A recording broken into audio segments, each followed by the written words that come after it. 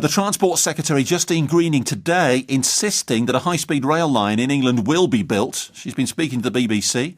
She said the link was going to be critical for the economy. She dismissed a magazine article where a Conservative minister, unnamed, was quoted as saying the scheme in effect was dead. Penny Gaines joining us on the show, chair of the StopHS2 campaign. Penny, good evening. Good evening, Paul. We don't know who this Conservative minister is, but what do you make of the current state of play? Because I mentioned earlier on to Peter Matthews, who's president of the Midlands World Trade Forum. He's for HS2, that there are people that seem to want to put spanners in the works. Well, we think it's quite noticeable that it's taken Justine Greening a week to get round to actually saying that she wants HS2 to go ahead, and it's entirely typical of the kinds of delays that HS2 Limited have been having with their proposal.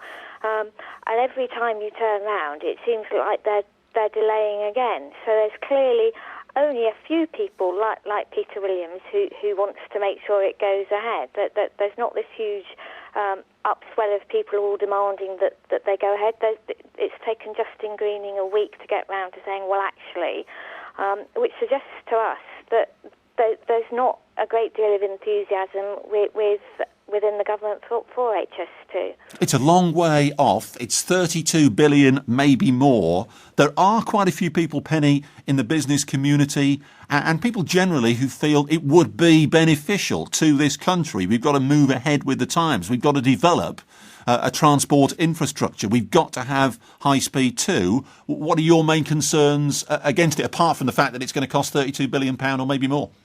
Well, when we look at how long it's going to take 15 years before the first stage opens.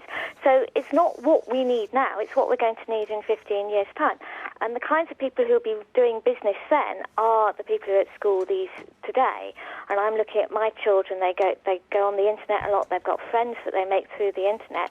They're going to be doing a lot more business through the internet, through broadband, through video conferencing, that kind of thing. They'll be saying in 15 years' time, why weren't we putting in a lot more of the digital infrastructure that's needed for them to do business when they get round to being in charge of their businesses?